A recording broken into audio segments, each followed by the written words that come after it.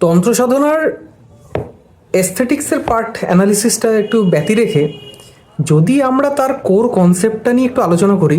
আচ্ছা, আমরা আগেও বলে দিয়েছি যে এই ব্যাপারে আলোচনা করার কোনো অথরিটি আমাদের নেই, অন্তত আমার নেই। তো যে জিনিসগুলো পড়ে যেটুকু জানতে পেরেছি সেটুকু শেয়ার করছি আপনাদের সাথে। সেটা হচ্ছে এই দৃষ্টিনন্দন চক্রগুলো, এই যে সার্কেলসগুলো, এই যে ট্রায়াঙ্গেলসগুলো, এই superimpose triangle one on the other, এইগুলো ছাড়াও এখানে যে তত্ত্ব কথাটা আছে সেটা একটু ছোট করে বুঝে নিই।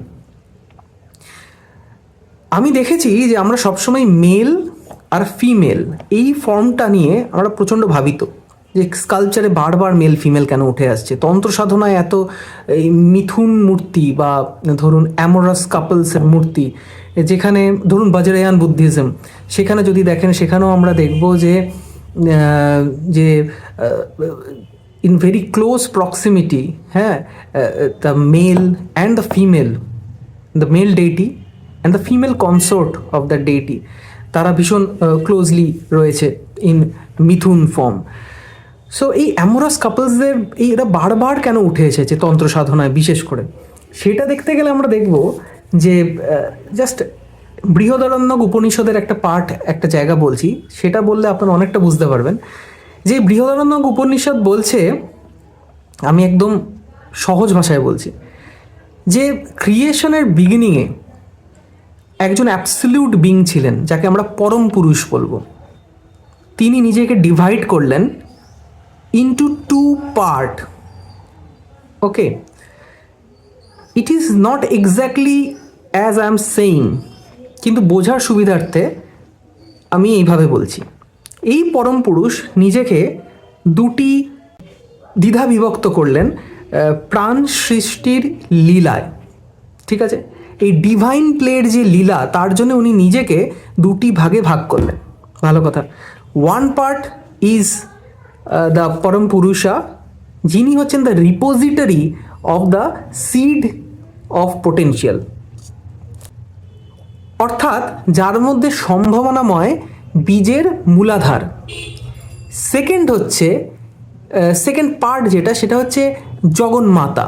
জগন্মাতা, the mother of the universe, যে হচ্ছে the bearer of the bearer who gives life to and nurture the seed.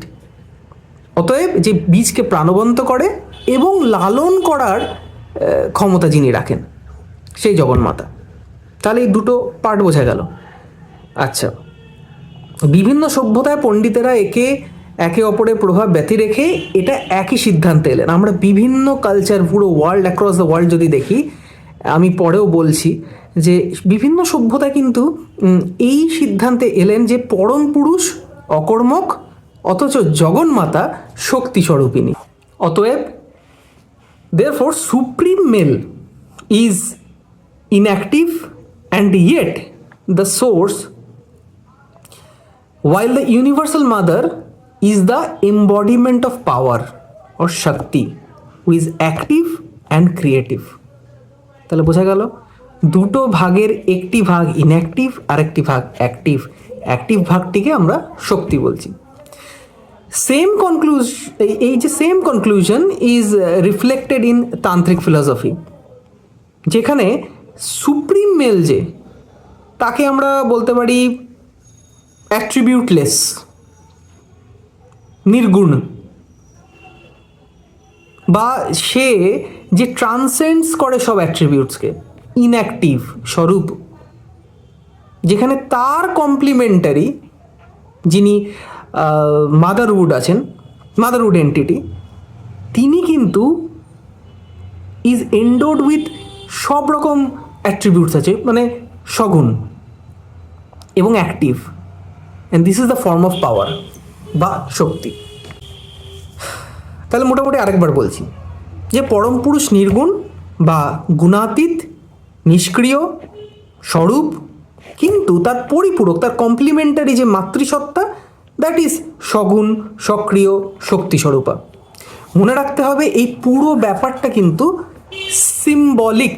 তাই জন্য এই কালীযন্ত্র বলুন, শ্রীযন্ত্র বলুন, মূলাধার চক্রের যন্ত্র, সমস্ত কিছু হচ্ছে সিম্বলস, তন্ত্র উপাসনায় এগুলোকে আমরা সিম্বল হিসাবেই দেখি। ওকে, এবার তন্ত্র সাধকেরা নানান গুহ্য ক্রিয়াকলাপের মাধ্যমে এই চক্র সাধনাগুলো করতেন। চিহ্নের ব্যবহারে নিজে নিজের গোষ্ঠী, নিজে নিজ সম্প্রদায় ছিলেন। এবং খেয়াল রাখতে হবে যে এই সব যে এসোটেরিক রিচুয়ালস, এই ব্যাখ্যাগুলো এনারা কিন্তু প্রকাশ্যে আনতে চাননি। তাদের শুধু অনীহা ছিল না, তাদের ঘোরতর আপত্তি ছিল। তা এই নলেজটা এই কতিপয় লোকের কাছেই যেন থাকে, বা এক একটা গোষ্ঠীর এক এক রকম রিচুয়ালস আছে, সেটা যেন তাদের মধ্যেই সীমাবদ্ধ থাকে, আপনার আমার বোঝার জন্য নয়। বেশ, তাই জন্য আমরা মোটামুটি একটা কনসেপ্ট বোঝার চেষ্টা করছি। কারণ এই ধরনের আইডলস যখন আমরা দেখি, ধরুন আপনি টিবেট গেলেন, বজ্রয়ান বুদ্ধিজমের কিছু আইডলস দেখলেন, দেখলে পরে আপনি একটু ডিস্টার্বড হতে পারেন। নেপালে গেলেন, সেখানে দেখলেন, যাতে এই ধরনের আনকমফোর্টেবল ফিলিং না আসে, বা এটার যে অ্যাকচুয়াল বক্তব্য সেটা যাতে আমরা একটু অনুধাবন করতে পারি, তার জন্যই এই ভিডিওটা করা। ওকে, আচ্ছা, শক্তি উপাসক যারা, দ্য শক্তি ওয়ার্শিপার্স, তারা কিন্তু অনেক ধরুন ফার্স্ট একদম খ্রিস্টপূর্ব একদম প্রথম সেঞ্চুরি থেকে এই মূল ধারণার বশবর্তী হয়েই তারা বিভিন্ন ক্রিয়াকলাপ করে চলেছেন। কেমন? কিন্তু এ বিষয়ে যে লিখিত পুঁথি, তা পাওয়া যাচ্ছে 9th সেঞ্চুরির পরের কালে। আচ্ছা, তন্ত্র সাধকদের মানে এই সাধকদের অবজেক্টিভটা কি, মানে what do they try to attain? ক্রমে অ্যাকচুয়ালি তন্ত্র সাধনার 3টে স্তর আছে।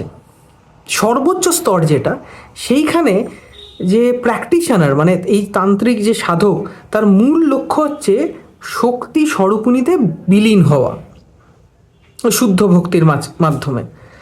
মানে একটু ইজিভাবে বলছি, সেটা হচ্ছে প্রাইমারি গোল যদি আমরা দেখি, তাহলে it is to merge with the embodiment of power, that is শক্তির সাথে মার্জ করা, এবং সেইভাবেই লিবারেশনকে অ্যাটেন করা থ্রু শুদ্ধা ভক্তি বা পিওর ডিভোশন। ওকে, আচ্ছা, সেকেন্ড লেভেলের গোলটা কি, যেটা ক্ষত্রিয়দের বা রাজা মহারাজাদের গোল হয়, পাওয়ার, ওয়েলথ অ্যান্ড ভিক্টরি। তারা ব্লেসিংস চায়, হ্যাঁ, রূপং দেহি, ধনং দেহি, জ্ঞানং দেহি ইত্যাদি, এই জয়ং দেহি ইত্যাদি। আর সর্বনিম্ন স্তরের যে সাধারণ মানুষ তন্ত্র সাধনার মাধ্যমে যা যা অ্যাটেন্ড করতে চায়, সেটা হচ্ছে এই ধরুন রোগের থেকে মুক্তি, ব্যবসায় ভালো ফল, শত্রুর মুণ্ডপাত, মামলায় জয়লাভ, এক্সেট্রা এক্সেট্রা। ট্রেনে উঠলে আপনার পোস্টারে দেখতে পারবেন সাধারণ মানুষ নিম্ন স্তরে তন্ত্র সাধনা থেকে কি অ্যাটেন্ড করতে চায়। বেশ, কিন্তু আমরা এই স্থূল ভাবনার মধ্যে যাচ্ছি না। আমরা এবার একটা ইন্টারেস্টিং জিনিস দেখব, সেটা হচ্ছে চীনে, চায়নার কথা বলছি, কনফুসিয়াসের আগে, ধরুন 2 দশক আগে কনফুসিয়াসের, এবং গৌতম বুদ্ধের কন্টেম্পোরারি তিনি ছিলেন লাওয়েৎসে। এই লাওয়েৎসে তাওইজম বা তাও দর্শনের প্রবক্তা। তার মূল ধর্মগ্রন্থের নাম হচ্ছে তাও তেই চিং। ওকে, তাও মানে ব্রহ্ম, তেই মানে শক্তি। এই তাওইজমে, এই তাওয়েস্ট ডক্ট্রাইনে তাও এক্সিস্ট করছে, এটা এক্সিস্ট করছে at the beginning of the creation. আপনারা এবার বৃহদারণ্যক উপনিষদে যেটা আমি বললাম, তার সাথে একটু সেটা মাথায় রেখে একটু শুনবেন এই কথাটা।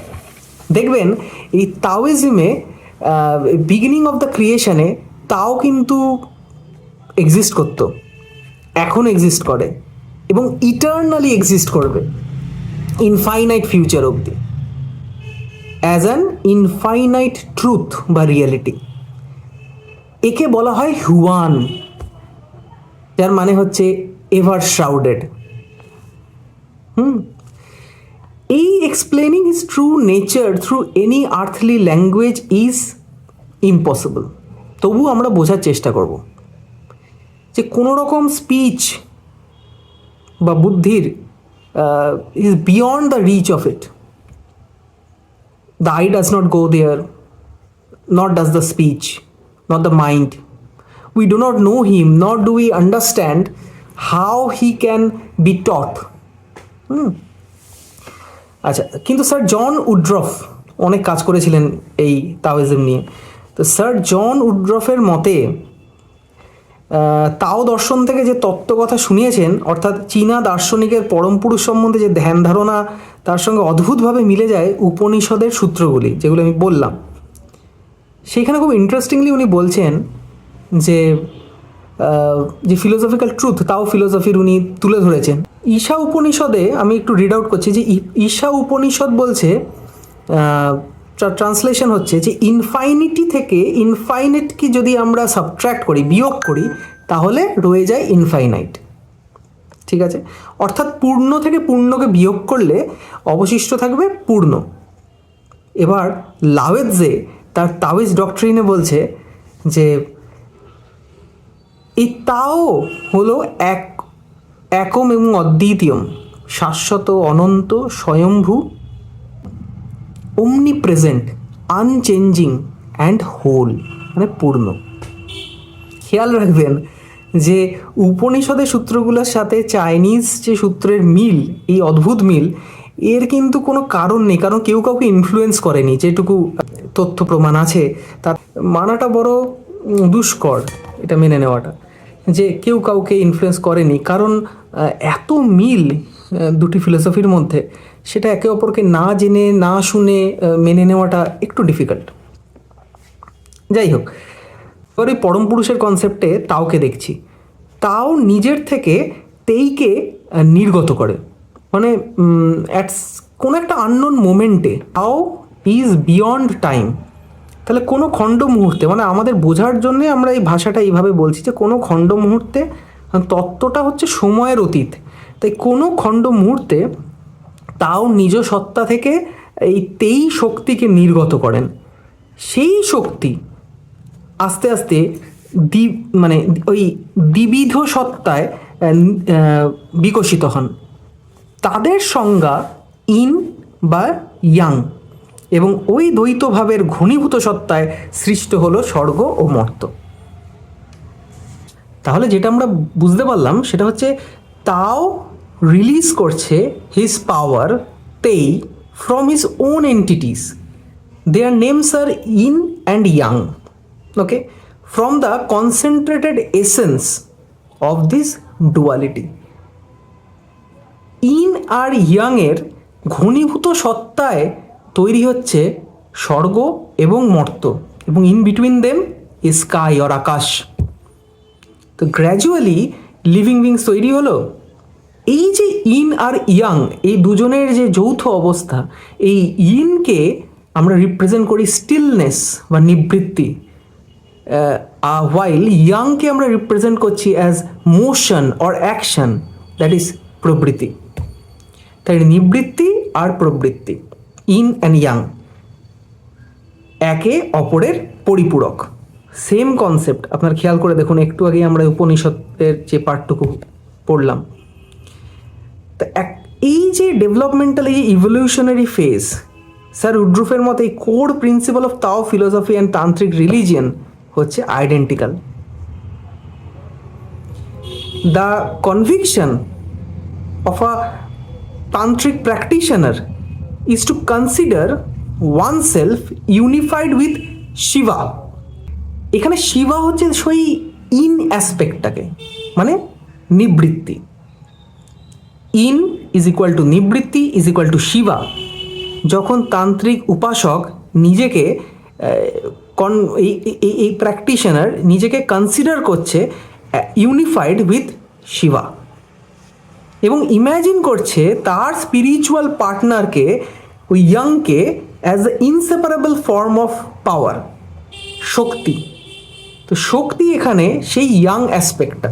As a result the act of মৈথুন বা union, it becomes a great ritual. এই মৈথুন থেকে আসছে যজ্ঞ। এর সাথে কিন্তু physical union of men and ওম্যানের কোনো সম্পর্ক নেই। It remains entirely unrelated. তো এই পাশ্চাত্যের স্কলাররা এসে যখন এই ধরনের মূর্তি দেখে নাকশিট করে, এবং বলে যে এই ফিজিক্যাল ইউনিয়ন কি দেখছি আমরা, actually this physical union refers to the duality, the union of yin and yang, the Shiva and Shakti. It's not male and female. আশা করি বোঝাতে পারলাম কিছুটা।